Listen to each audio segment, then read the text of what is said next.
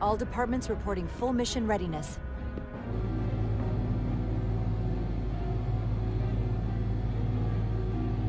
We've got our full complement on board. This is my favorite moment, right now. The start of a new mission is always full of possibility. The Orion Syndicate could sell it as a drug. Don't let the Admiralty hear you say that.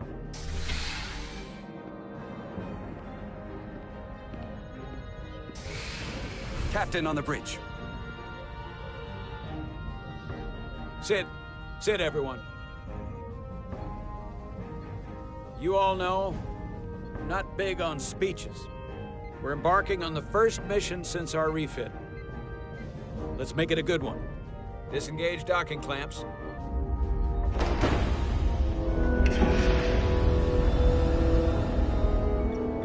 Docking clamps released.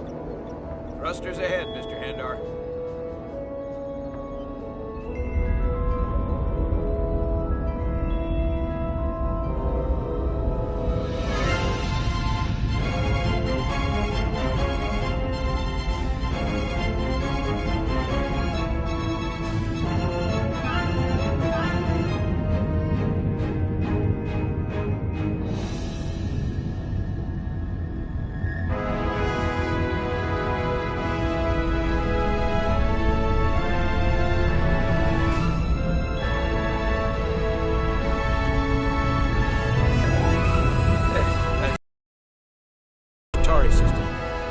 Go to Warp 8. Hi, Captain. You know what? You take this one. Me?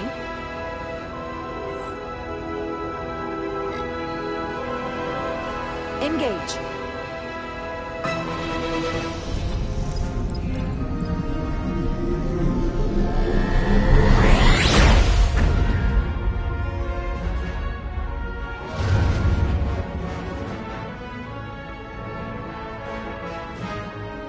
Simple, but effective.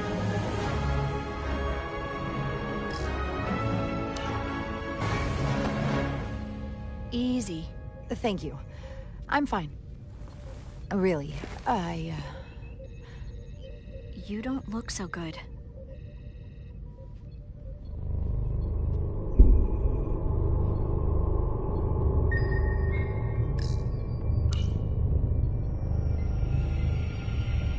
I have to get to sickbay. Go.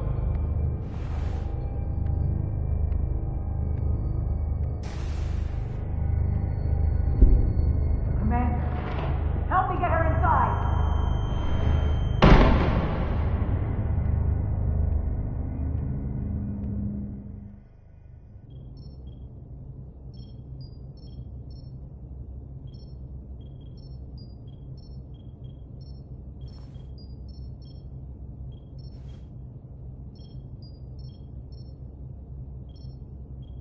Well, that was quite a scare.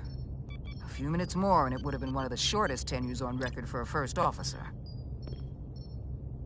Is that the engineer that was out on the hull? That storm did a real number on him, but he'll live. Just needs rest. You should worry about yourself. Your duridium levels got dangerously low and destabilized your cell structure. This is definitely one of the more memorable first days I can think of. My name is Dr. Aram Duval, Chief Medical Officer. To be honest, I've never met a Kobliad before. You're Rare. I know. I was going to say special. Your people's numbers have dwindled, despite the Federation's efforts to find a more readily available alternative to the duridium you need to survive. Yet you joined Starfleet and managed to thrive.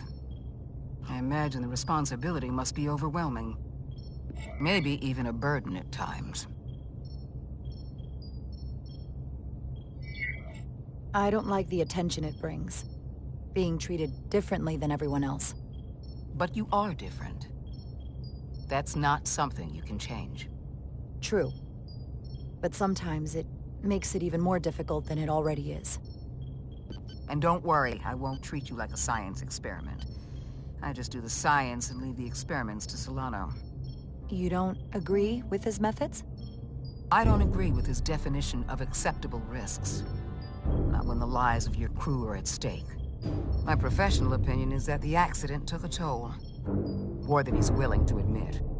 He's overstressed, operating in the pressure cooker of his own mind, which is never a good headspace when the lives of your crew are at stake. What concerns me is that now he's even further away from the thing he's been chasing his entire career. The breakthrough discovery. The major innovation.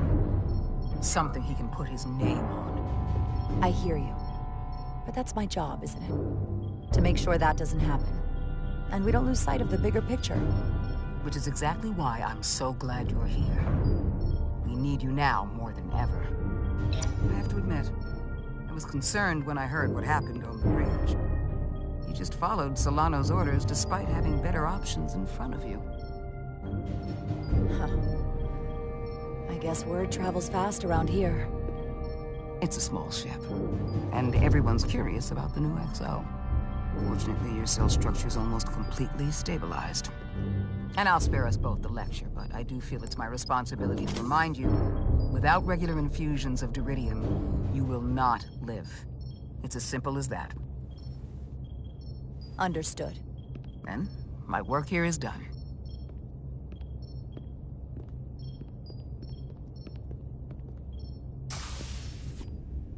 Lieutenant Bedrosian. I came to see if you were okay. We were all pretty worried on the bridge. No one knew what was happening. I'm feeling much better. Thank you. It's just part of who I am. You don't have to explain to me. I understand. I'm just glad you're okay. You trusted me earlier with the shields, and I appreciated that. I want you to know that I have your back. Thank you.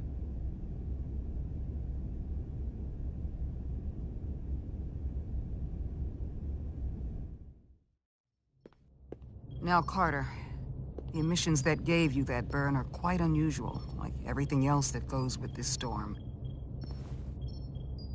That's a combination of hyronolin and lectrazine to counter the radiation effects.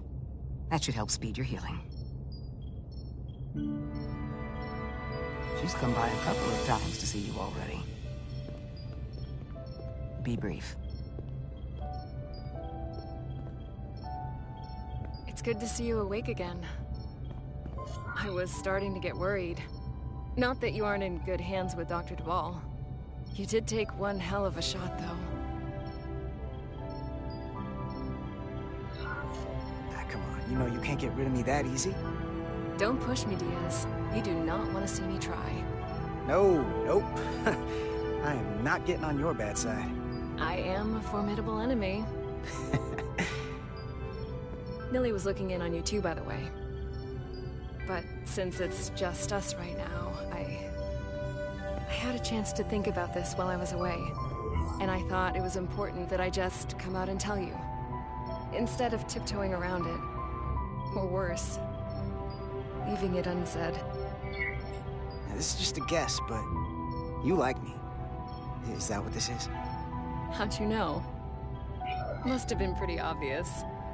Which is funny, because kinda came out of nowhere for me, at first. You didn't exactly hide it. I wasn't exactly trying to hide it.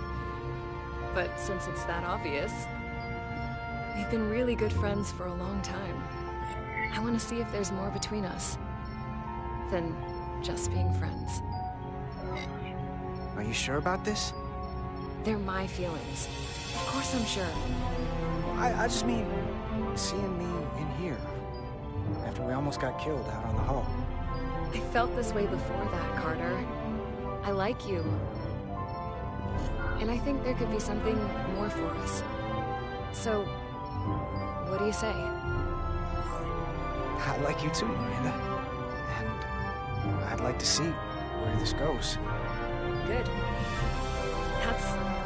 I was really hoping you'd say that. Sorry to interrupt, but the patient needs to rest if he wants to get back to his old self. Of course. I'll see you again soon.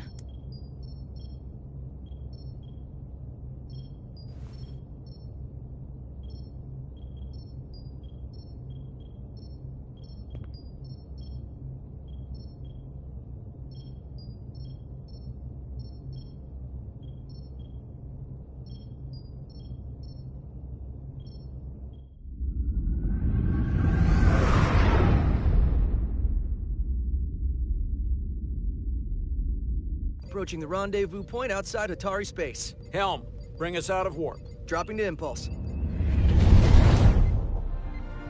Ionic interference surging, Captain.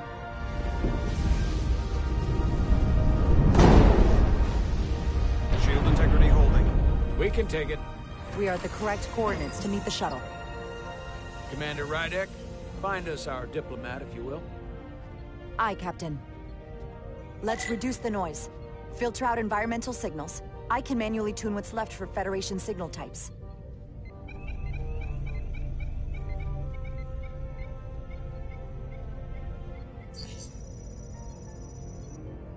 I've located the shuttle. Opening comms. On screen.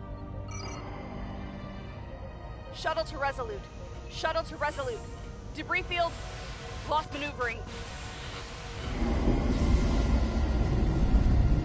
Losing. I can't get it any clearer. We won't get a transporter lock. It's just not happening.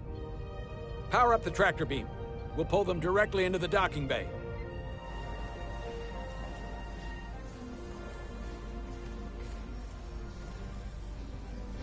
Diaz, you good to run the tractor emitter? Yes, sir. You sure? I'm sure.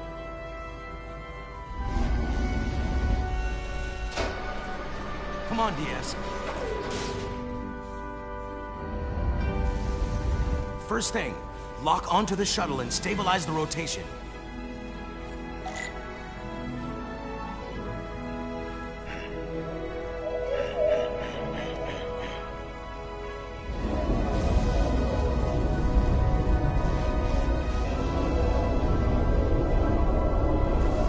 We're pulling in debris. I'm on it.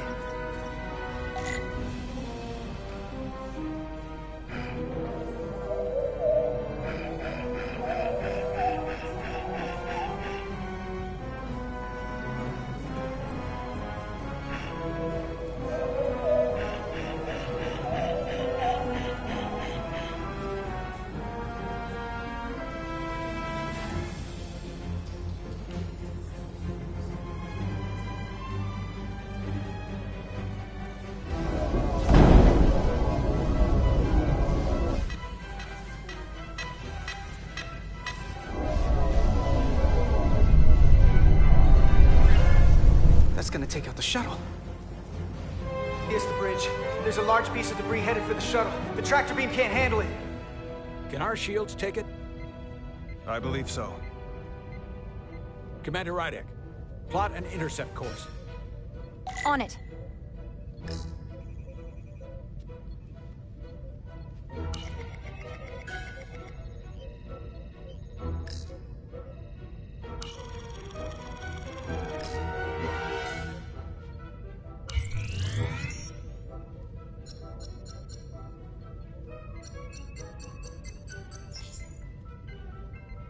Here we go. Maneuvering thrusters bearing 53 Mark 17, 200 meters on an intercept course. Maneuvering.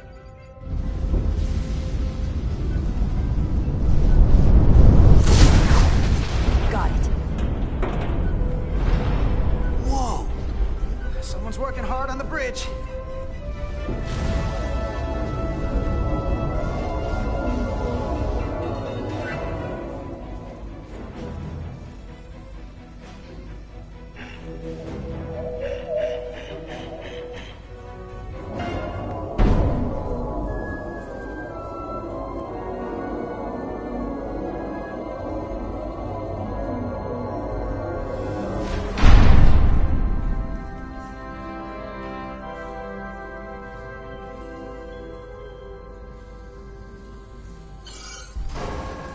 Got the shuttlecraft on board.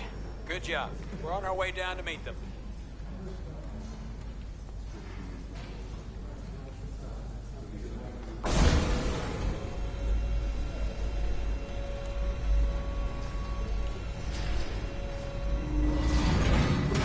Terra firma, so to speak. Ambassador Spock.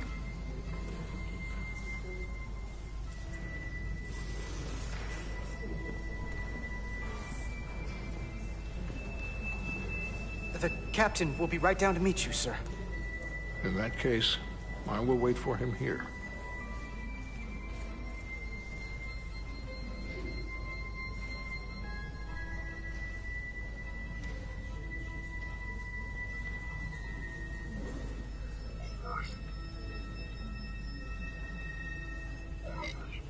Well, let me be the first to say, welcome to the Resolute, Ambassador. Thank you, Petty Officer... Carter? Carter Diaz, sir. I am pleased to meet you, Petty Officer Carter Diaz. It appears I have you to thank for my safe arrival. Your assistance arrived not a moment too soon, if I may say so. Well, it wasn't all me. I got some help from upstairs. A bombastic approach to clearing debris. We thought we were prepared for our arrival in Hotari space, but it is evident my craft was not sufficiently robust for such intense ionic activity. The storm has been pretty intense. There was an element that was most unusual. Before you came to our aid, our maneuvering thrusters and impulse engines were rendered inoperable. So we attempted a short traversal at warp speed, only to find that we could not achieve warp at all, even though our diagnostics computer showed no faults or anomalies. What do you make of that? When all indications say that warp speed is possible, but in practice, we find it is not. I'd rather investigate than speculate. A sound principle. Take readings, run some additional diagnostic checks, and we'll get to the bottom of this. Quite logical, Petty Officer Diaz. Thank you. Ambassador Spock. Excuse me. I'm honored to have you aboard. I'd like to get right to it. We're already behind.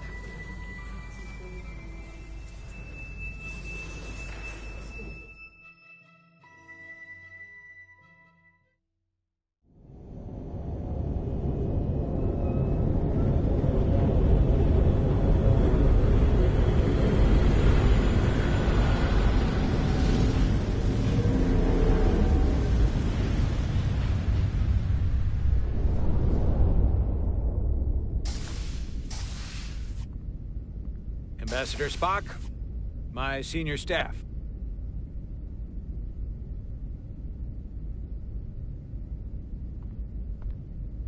It's not every day that a captain gets to welcome a Starfleet legend aboard. You flatter me, Captain Solano. But legend implies the past tense, whereas I am very much focused on our present circumstances. I didn't mean to suggest you were stuck in the past. You're right, Ambassador. Not the most diplomatic choice of words. We're all curious about the future, Ambassador. Specifically, what exactly are we getting involved in here? We got the basics from Starfleet. Two formerly peaceful neighbors are now on the brink of war. Indeed, and the tension between them grows fiercer by the hour.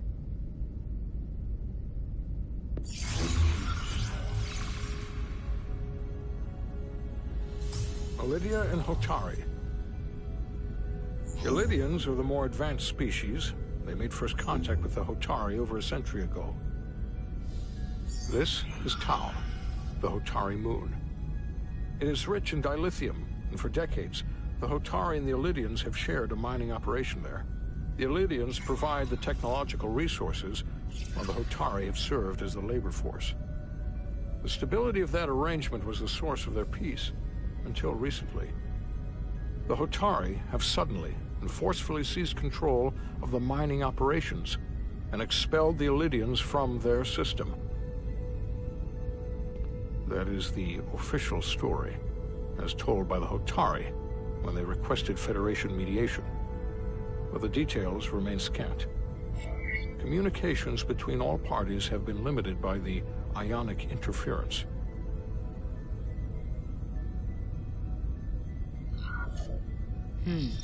Have the Elydians retaliated against the Hotari? Or taken any action against them? Surprisingly, they have not yet responded in kind. They were open to a Federation presence. But it is unlikely the relatively primitive Hotari forces would stand a chance against the Elydian fleet in open war. Left unchecked, this conflict will result in more bloodshed, which is what we are here to prevent. And the dilithium trade hangs in the balance. Clearly the Hotari have been exploited in this relationship. Maybe we can persuade them peace is the more profitable alternative for everyone. They both profited from the mines. And for the Hotari, something is better than nothing. Peace is our objective, after all. The Hotari just won their independence. It's hard to believe they would give that up just for profit. I agree. It would be exceedingly difficult to bring the Hotari to that position. Neither the Elydians or the Hotari are members of the Federation, so we can't make them do anything. There is an additional complicating factor I should mention. In the past, the Federation has relied on the Elydians as a source of dilithium. That certainly changes things. Federation sources its dilithium from a lot of places. Yeah, and this is one of them. We could use that as leverage with the Elydians. They'll want the Federation to continue buying from them. There might be something to that, Commander. Putting that on the table could make the Hotari more hostile. Given the Federation's involvement in the Elydium dilithium trade, Captain Solano and I must make every effort to appear neutral in these negotiations. What worries me is if this whole thing unravels, and we're at the mercy of the storm at less than full strength. We can't let it come to that. Considering what the Ion Storm has done to our ship, and the Ambassador's shuttle, we have to assume the Elydian fleet has had problems with it as well. This recent surge in the energy disturbance temporarily levels the playing field. Commander Westbrook is correct. The energy anomalies around the Hotari systems have been noted in the past. But they have never been observed on the orders of magnitude we have seen in recent weeks. That may answer why the Hotari were able to strike back after so long. They finally had an opportunity, and they took it. That would also explain the Elydians' restraint. And reason to learn as much about the energy anomaly as we can while we are here. We do not want to be caught at a disadvantage of our own. So I trust we understand our circumstances. We're operating on a strict timetable here, and we're going to be leaving for the negotiations shortly. Commander Westbrook, I want you to leverage our systems to investigate the anomaly from here while we're gone. Aye, Captain. Thank you all. Dismissed. I want to speak to both of you privately.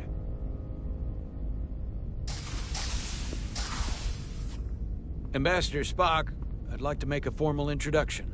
My first officer, Commander Jara Rydek.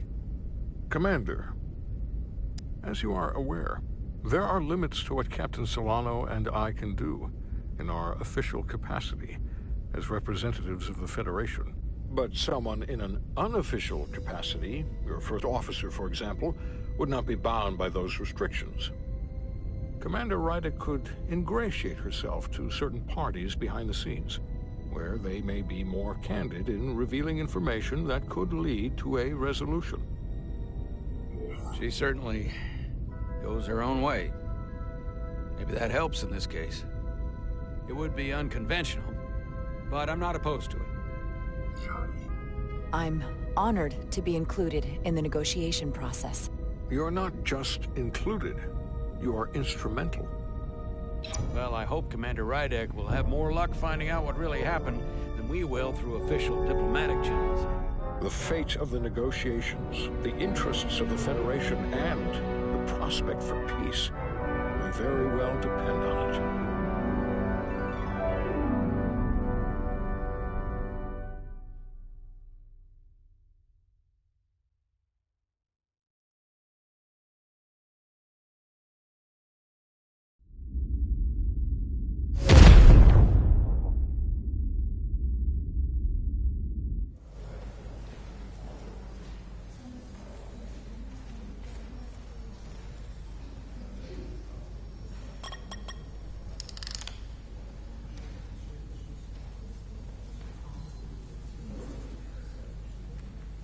Mr. Diaz, I understand you have already discussed the warp drive failure with Ambassador Spock?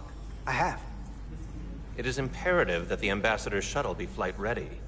I need you both to ascertain the root cause of the system failures he encountered. I'm surprised, Commander. I thought you would have wanted to work on Ambassador Spock's shuttle yourself. I respect the Ambassador and his many accomplishments, but I do not derive any satisfaction from interacting with his shuttle as if it were somehow transubstantiated through its association with him. Especially when I have the entirety of this starship to concern myself with. I am not the chief engineer of this shuttlecraft. The Ambassador asked me to take a look, and I'm ready to crack this thing open. Good. You could learn from Mr. Diaz's focus. I'll take notes. Then I will leave you to it. Make note of any abnormalities in your report. Carry on. It seems like he's warming up to us. Yeah. Even Chovok has to look at that face and know you've earned some real respect. And I have to admit that I owe you one. You were right to make me go first. I don't know what I was thinking. You did the smart thing. You've pulled me out of trouble how many times? Call it even. Okay. At the very least, maybe I can track down that bottle of Saurian brandy you're still on the hook for.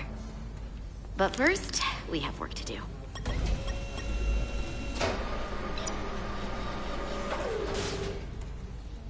Ready to go? All set. Let's run the diagnostic.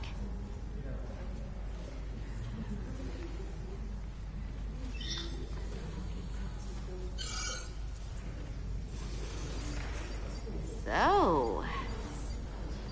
I know about your talk with Miranda. You do? She sent me a Priority 1 dispatch right after your conversation. I'm happy for you. Both of you. Thanks. But I'm only going to tell you this once. Don't screw this up. Because I would be very unhappy if you tried this out and then, I don't know, 6 weeks or 6 days later, I have to start splitting holidays between the two of you. All because things went south and you're not on speaking terms. That just isn't gonna work for me. That's not gonna happen, okay? And why are you even going there? We haven't even gone on a date yet. I just want you to know where I stand. I like my friends and I like our group. I don't want to lose that. Is that thing done yet? Yeah, it's wrapping up. Let's see. The relays along the primary EPS are blown. The backup relays are all intact. An EPS overload from the warp drive could cause that. But how did the shuttle end up dead in the water? Huh. Well, maybe the ship's data recorder can tell us something.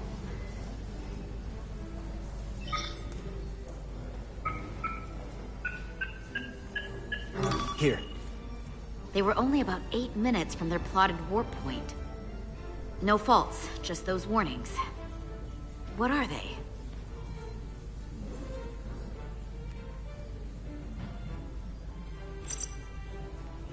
Subspace variance out of tolerance. What does that mean? It means the main navigation array lost sight of space somehow. Will the array going offline cause that? Yes, but it should have also thrown a fault code.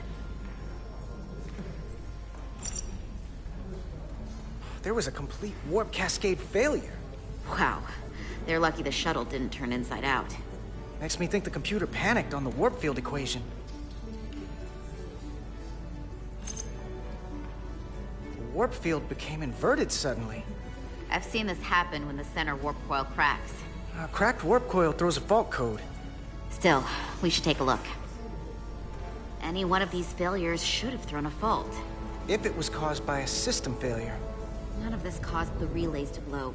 Roll forward to when that happened. Yes, ma'am.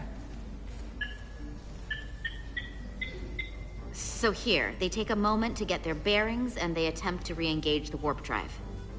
There. That's the relays blowing.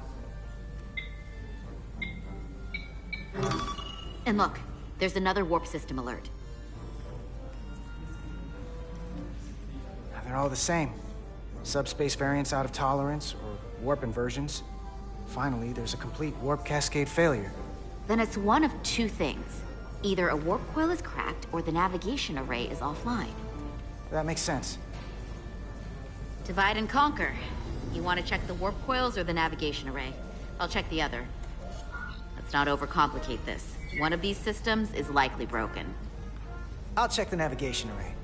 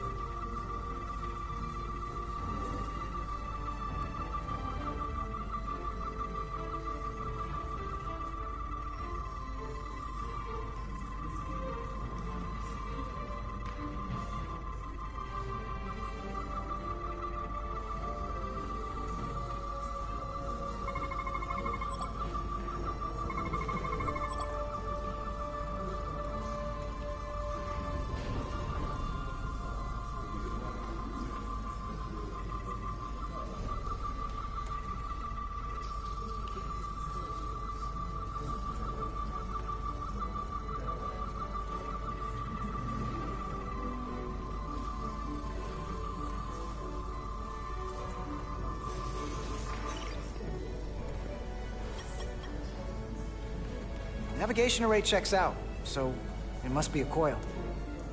Except it's not. Checked and double-checked. Well, the readings don't lie. Here comes the security detail for the way team.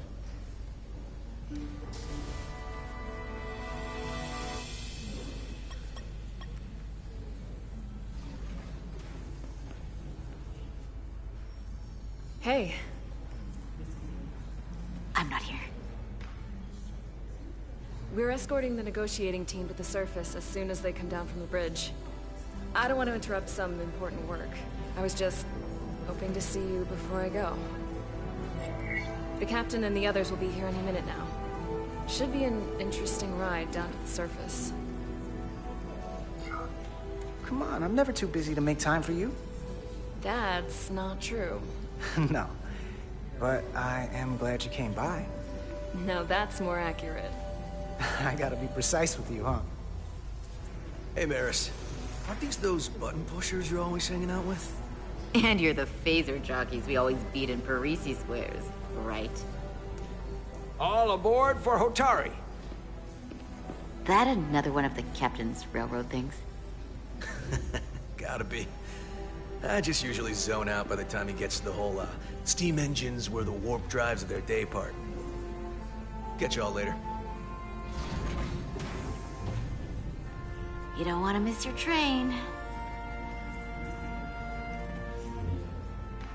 I do have to go.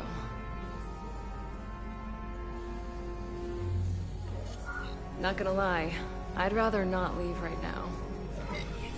More important things on my mind.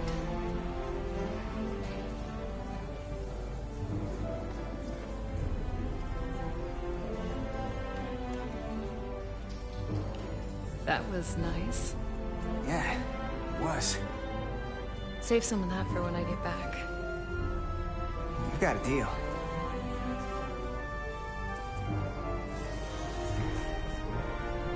Be seeing you.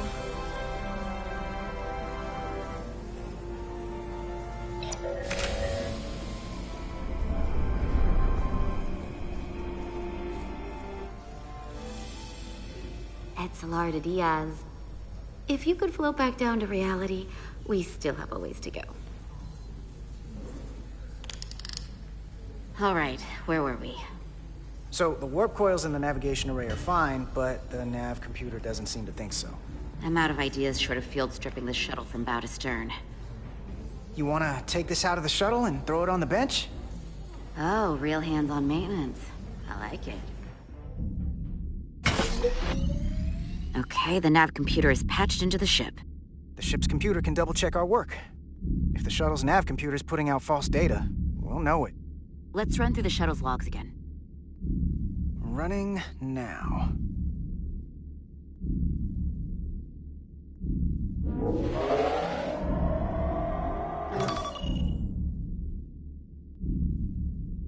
Same. Warp field inversion and a cascade failure. However, the Resolute computer doesn't show the same subspace variance. We're in the same conditions that the shuttle was in when it failed. Why wouldn't the ship's computer get a matching result? What if the subspace variance was a momentary occurrence? That's a possibility, and it would explain why the simulation under our current sensor readings failed to reproduce the issue. But a subspace anomaly strong enough to cause a warp field collapse would leave graviton ripples for days. Let's run with the momentary subspace variance theory for now. Roll forward to the shuttle's attempt to re-engage the warp drive. We need the conditions of space around the shuttle at the moment of warp failure. Resuming simulation.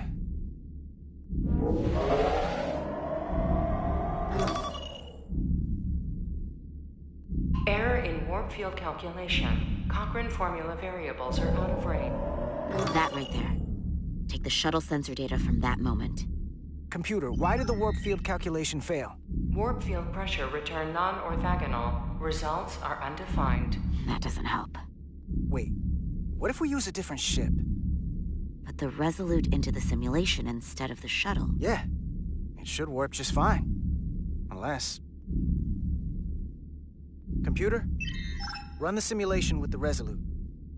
Resolute simulated. Computer, give me manual control on the warp power. Static field intensity, warp 1.1. 1.2. 3. Warp pressure is destabilizing. Error in warp field calculation. The warp drive has experienced a system-wide cascade failure. Warp field collapsed. Subspace variance is out of tolerance. Cochrane formula results are undefined. Bingo. What-o? The same moment when the shuttle failed to warp, so did the ship. Whatever happened to the shuttle just happened to us. The Resolute will not sustain warp. We can't leave Hotari space.